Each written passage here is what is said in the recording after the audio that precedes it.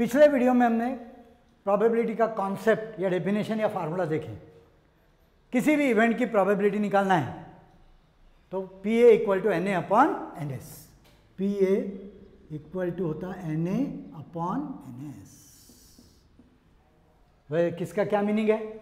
N S यानी ऐसे simple space उस एक्सपेरिमेंट की टोटल पॉसिबल रिजल्ट और एन एस है टोटल पॉसिबल रिजल्ट की संख्या, और उसमें से हमको अच्छे लगने वाले रिजल्ट्स की संख्या एन है। तो ये जो रेशियो आता है ये आता हमारे इस इवेंट की प्रोबेबिलिटी, हमारी इच्छा वो वाली ये वाली इच्छा पूरी होने की संभावना। अब सवाल है ये गिनना कैसे, ये एन ए और एन एस कैसे गिने जाते? तो कुछ नई बातें कुछ पुरानी बातें का मिक्स करेंगे हम। कितने टाइप के एक्सपेरिमेंट रहते हैं उस पर डिपेंड करता है। तो देखो मोटे मोटे तौर पर जो जनरली प्रॉब्लम्स में रहेंगे हमारे, मोटे मोटे तौर पर हम एक्सपेरिमेंट को 3-4 टाइप में डिवाइड कर सकते हैं। देखो for example 1, let 2 coins are toss. पहले हम देखेंगे कॉइन उछालने के एक्सपेरिमेंट। 2 कॉइन उछाल रहे, सॉरी 1 कॉइन उछाल रहे, 1 कॉइन टॉस कर रहे, नीचे गिरेंगे। हाँ बोलो इसका एस कितना आएगा? सिंपल इसमें आएंगी एच टी, या तो हेड आ सकता है या टेल आ सकता है। देयरफॉर हाँ टोटल पॉसिबल रिजल्ट्स की संख्या एन एस कितना आएगा? 1 2 2। इस सिंपल स्पेस में 2 रिजल्ट है। लेट अरे सॉरी 1 कॉइन टॉस करना पड़ेगा। हाँ बराबर 1 कॉइन इज टॉस। हाँ एक ही कॉइन टॉस किए, head tail. Now let 2 coins are toss.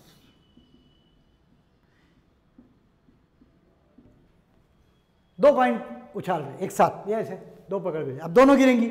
अब दोनों गिरेंगी तो दोनों पर एक एक रिजल्ट आएगा, हेड टेल में से कोई भी आ सकता। हाँ तो देखते भला क्या आएगा। देयरफॉर एस क्या क्या आ सकता, बराबर ध्यान लगाओ। दोनों पे हेड, एक हेड हेड हेड टेल, पहली पे हेड दूसरी पे टेल, टेल हेड और टेल टेल। बस टोटल पॉसिबल रिजल्ट इतने आएंगे, इसके अलावा तो कोई रिजल्ट आएंगे नहीं। हाँ तो देयरफॉर गिन लो एन एस कितना हुआ। इस एक्सपेरिमेंट में 2 कॉइन उछालने वाले एक्सपेरिमेंट में टोटल रिजल्ट कितने आएंगे? 1 2 3 4। एन एस इक्वल टू 4, और 4 को मैं लिख देता हूं 2 स्क्वायर। काम है उसका। Let 3 coins be toss.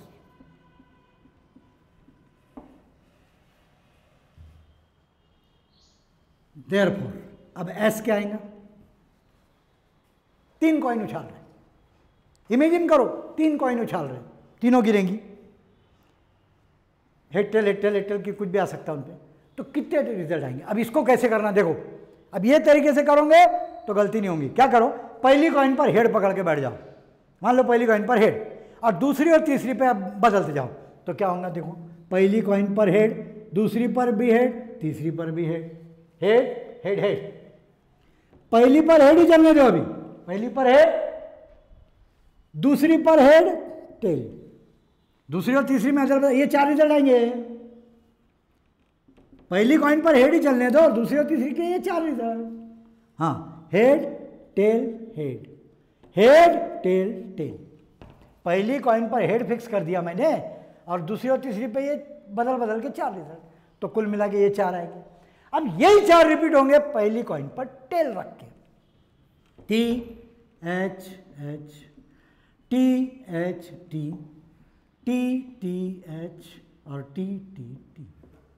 बस तुम जिंदगी भर 3 कॉइन उछाल उछाल के नीचे गिराते रहो और देखते रहो, ये 8 में से कोई ना कोई रिजल्ट आते रहेगा।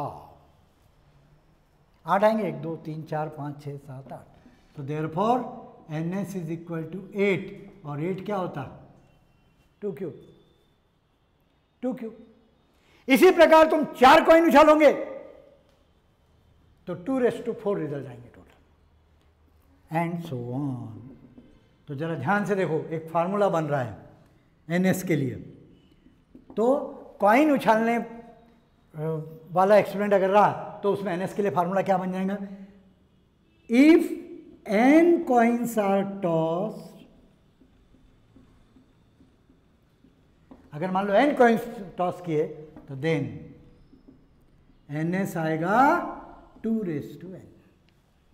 देखो ना, एक कॉइन के समय 2 यानी 2n। दो कॉइन के समय ns कितना है 2²। 3 कॉइन उछाले तो कितना है 2³ तो n कॉइन उछालेंगे तो रिजल्ट कितने आएंगे 2n। अब ये 2n को भी हम और शब्दों में बोल सकते हैं। What is 2? ये 2 कहाँ से आया? एक कॉइन उछालने पर कितने रिजल्ट आते थे वो। हाँ, तो हम इसको शब्दों में इस फार्मूले को ऐसा लिख सकते, number of results for 1 coin raise to number of coins. ये जनरल फार्मूला हो गया। एक कॉइन उछालने पर 2 रिजल्ट, तो n कॉइन उछालने पर 2n रिजल्ट। एक के लिए कितने रिजल्ट आते हैं वो रेस टू, ऐसी कितनी कॉइन्स हमने टॉस किए वो। चलो, ये हो गया कॉइन्स के एक्सपेरिमेंट के लिए ns निकालने का ये फार्मूला, ये ख्याल रखना। चलो, if a 6 face die is thrown, एक सांप सीढ़ी की गोटी फेंक रहे, 1 2 3 4 5 6 लिखी हुई सांप सीढ़ी की गोटी फेंक रहे। ये भी टॉस करने जैसे ही है ना, कॉइन भी वैसे फेंकते, ये फेंकने वाले एक्सपेरिमेंट है कॉइन के या डाइस के। हाँ, 6 face die is thrown, therefore बोलो एस कितना आएगा 1 2 3 4 5 6, 6 में से कोई भी एक रिजल्ट आएगा, देयरफॉर एनएस हो गया 6। इफ 2 dice are thrown,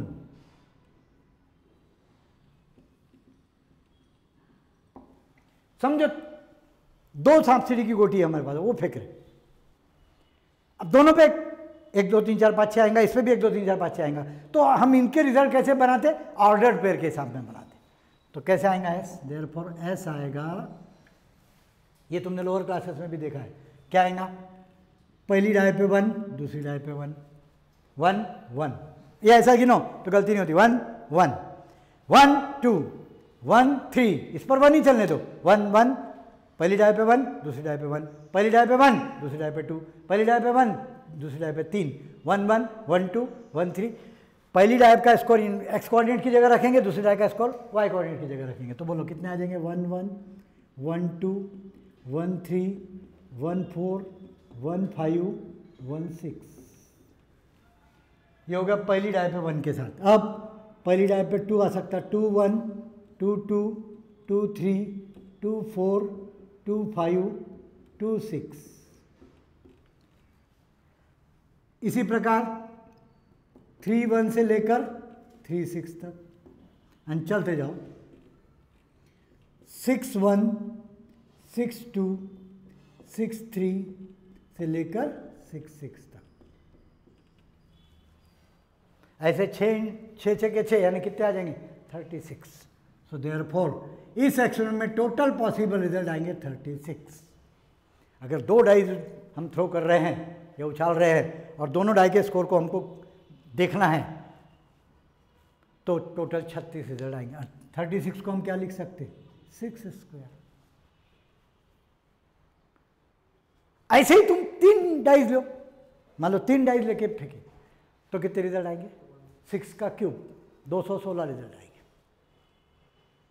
वो वैसे और इमेजिन कर सकते, क्या करना? 3 डाइज का टोटल स्कोर होना हमको, 3 डाइज में टोटल रिजल्ट कितने आते हैं होना ना, तो पहली डाई पर 1 रखो, पहली डाई पे 1, और दूसरी और तीसरी डाई पे बदल बदल के ये 36 रिजल्ट आएंगे, तो कुल मिला के ये 36 हो गए। फिर पहली डाई पे 2 के साथ यही 36 रिजल्ट रिपीट करो, फिर पहली डाई पे 3 के साथ यही 36 रिजल्ट रिपीट करो। ऐसा करते करते 36 36 36 36 36 6 बार कितने हो जाएंगे? 216। तो वो भी मैं और लिख देता हूँ। Example number 6, similarly if 3 dice are thrown, then ns will be 6 का क्यूब यानी 216। तो इन जनरल, अब इसको जनरलाइज कर दो, if n dice are throne,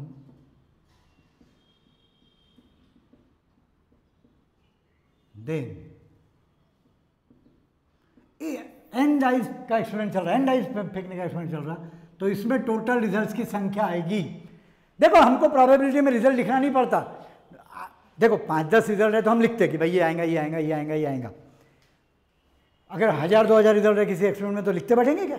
लिखना भी नहीं, और हमको होना भी नहीं, हमको सिर्फ संख्या होना कि कितने रिजल्ट आते हैं, 1000 आते कि 500 आते कि 800 आते कि 10,000 आते।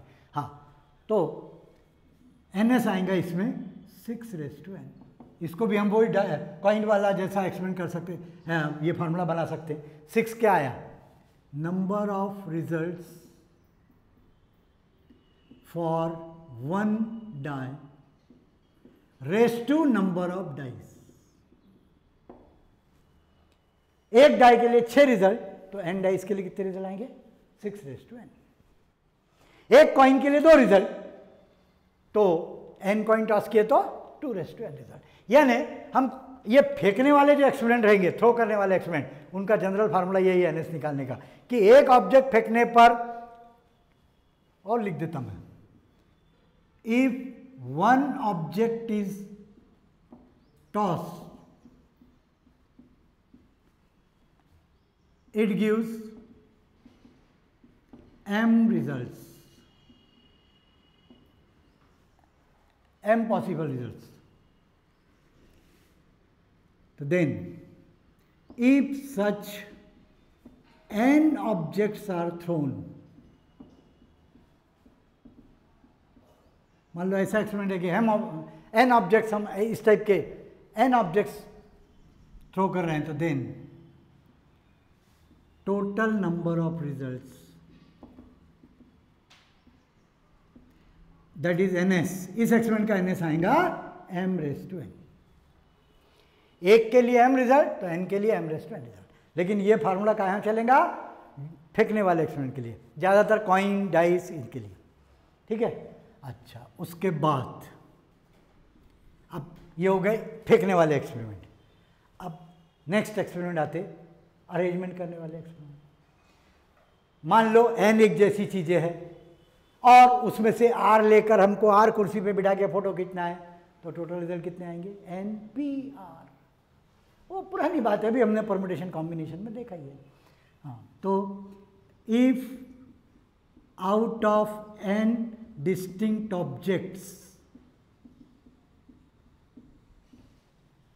n distinct objects are to be selected, कोई भी r सिलेक्ट करना है, and to be arranged on r places। वो r सिलेक्ट करके, कोई भी r सिलेक्ट करके r प्लेसेस पे बिठाना है, तो then total number of arrangements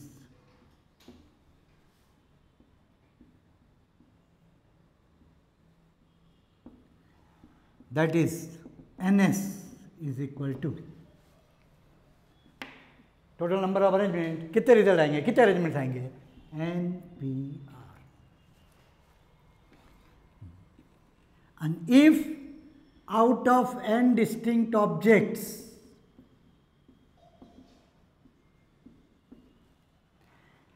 are to be selected, r select करना है, then total number of groups, ऐसे ग्रुप्स, ऐसी टीम्स कितनी बनेंगी? will be NCR। So therefore इस केस में NS हो जाएगा NCR। जहाँ अरेंजमेंट करना है, फोटो खींचना है, वहाँ P आएगा, और जहाँ सिर्फ सिलेक्ट करके ग्रुप बनाने के तो ग्रुप्स की संख्या ही होना हमको, तो ग्रुप्स की संख्या आएंगे NCR। और फिर वो एक बात तो है कि अगर सेट डिसजॉइंट्स है और हमको इसमें से भी ये इतने लेना है एंड इसमें से ये इतने लेना है एंड इसमें से इतने लेना है, तो मल्टीप्लाई करो, और ऐसा होना चाहिए या वैसा होना चाहिए, और आया तो प्लस करना है। वो कॉन्सेप्ट से और परम्यूटेशन कॉम्बिनेशन के कॉन्सेप्ट से हम इस सारे प्रोबेबिलिटी के प्रॉब्लम्स में इनका यूज़ करके NA और NS निकाल सकते। पहले S लेना, कितने रिजल्ट आते हैं वो निकाल लेना, फिर हम उसमें से हमको कितने अच्छे लगने वाले रिजल्ट की संख्या गिनने के लिए भी यही फार्मूले काम में आएंगे। NA/NS का रेशियो लो और ऐसे प्रोबेबिलिटी तुम निकाल सकते हो।